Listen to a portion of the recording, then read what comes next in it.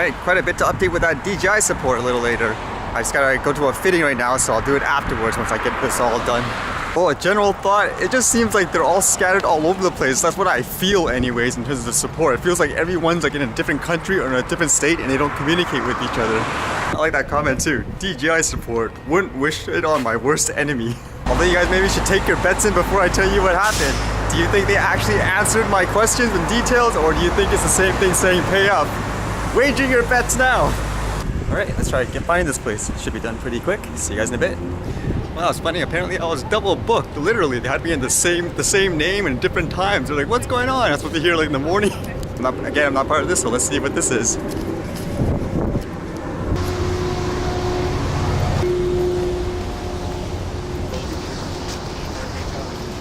Excuse me, sir. We're just filming right now. Oh my God. We're good?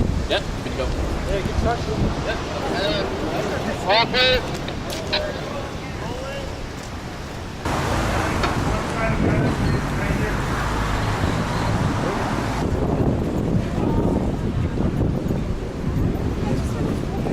That's why I said it'd be so much fun if I could show the stuff behind the scenes and just document what it was like on the day. But yeah, I just can't. I kind of get to show you guys the stuff that I'm not involved with, and you can kind of see what it's like where they shoot and everything. Another request. Oh, maybe for tomorrow. Oh my goodness. Okay, tomorrow it is. I did read this one interesting story. Essentially, it was about someone robbing a Starbucks, and he came in, I guess, with a fake gun, and he had a knife. And a good Samaritan basically decided to take matters into his own hands. So essentially he took up a chair and he smashed it over the guy's head, and they basically went into a rumble. And he was able to subdue him. And from what I gathered in the articles, he stabbed him a couple of times, I guess, just to make sure he didn't get up. And afterwards, the guy was arrested and all that. But then there was a twist in the story. Apparently the guy, like the robber's mom, was arguing that the Good Samaritan was using excessive force, saying you don't need to hit him that many times, like you're no longer like a Good Samaritan, he's like a vigilante now or something like that. So he's actually suing that guy. Isn't that ridiculous? Now fortunately from what I gather, there's no law enforcement officers or anyone who actually agrees with the robber, so that's a good thing, but it just makes you think how twisted it can be when people have ridiculous laws that people would tend to abuse in general. Stupid, huh?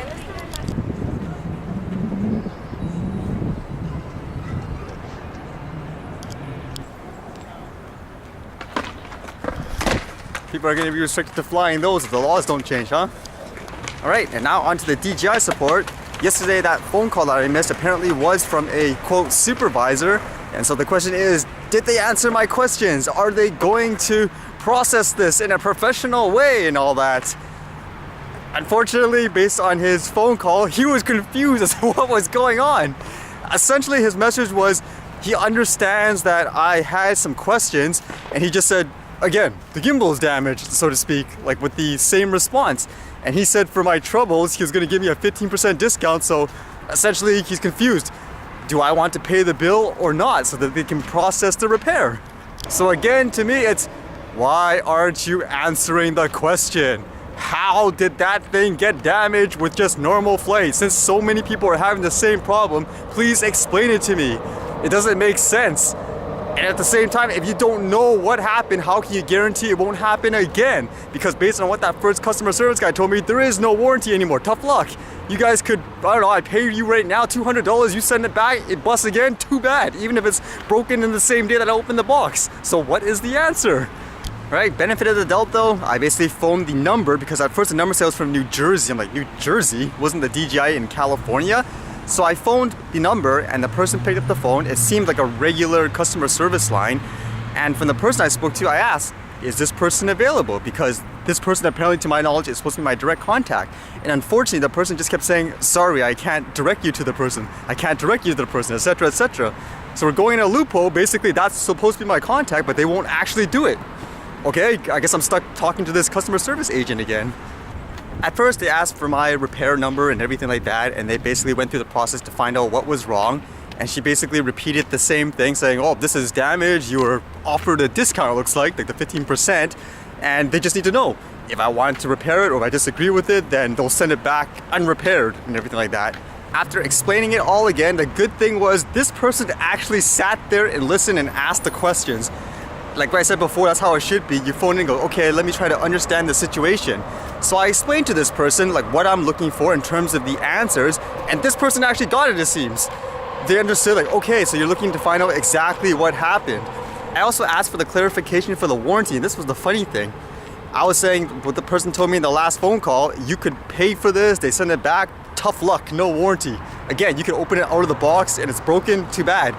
Her reaction though, you can hear in the tone of voice, she's like, that doesn't seem right, like that type of tone. And then she's saying she's pretty sure if basically something is wrong once you open the box, or like in say a few weeks, then immediately call them back so they can arrange for a repair again.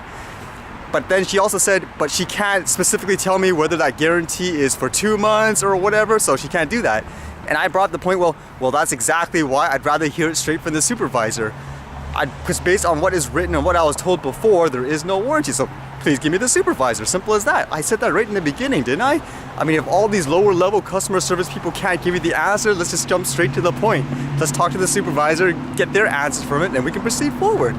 But again, it just went into a circle, basically saying, sorry, I can't do that. What can I do? But as I mentioned, she actually sat down, listened to it, she wrote down all the notes, and apparently she's saying this is going to be expedited because she said this has been over 1 month. It should be a priority type of service right now in terms of people trying to get a solution for it. So I even said, well, how long is this going to take? Like 5 days, for example? But she said, no, I'll make sure basically someone will get a hold of it. At the same time, I said, well, should I reply to that email then? What that guy sent me, that quote supervisor. She's like, yeah, you could reply to that. That'll be extra confirmation in terms of what's going on. So that's what I did.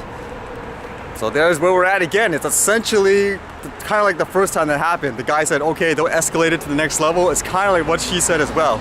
Except the only difference is I can say for certain, like this person here was actually a good customer service agent. She actually sat there and she listened to it and she's trying to process it. So that's the good thing. Whether or not they'll actually follow through and give answers again, who knows, but that's where we're at. So who was right in guessing in terms of how DJI would respond to this? For the most part, you know, disappointing again in terms of them not being able to actually get their act together. It just seems like everyone in the department is on their own thing. Out of curiosity too, because everything seems so disorganized, I even asked who's in charge and where are they located. For example, like those people basically, like whoever that is in DJI, commenting on my channel, because I was like, where are they located? Are they located in Asia or something? It just seems like everyone's all over the place in terms of what's going on. She was actually really uncertain. She was like, I think they're from California. It's my personal opinion, but it doesn't seem like whoever is replying on those channel comments and stuff is from California. It just seems really messed up in terms of people's communication and all that. Maybe I'm wrong, but I'll be shocked if they're actually all located like in the same state right now. And speaking of which, they actually replied again on the channel saying, okay, please pay the bill and so forth. They've been following up. Oh my goodness, like, it's just a running gag for now. Instead of investing all that time posting generic comments on my channel, which I don't know why, maybe you're afraid of bad PR and you think that actually helps you. I mean, spend the time to actually look into the case. Do it. All this time, 1 month, you could spend all that time actually looking at what's wrong with the drone and give me the answer.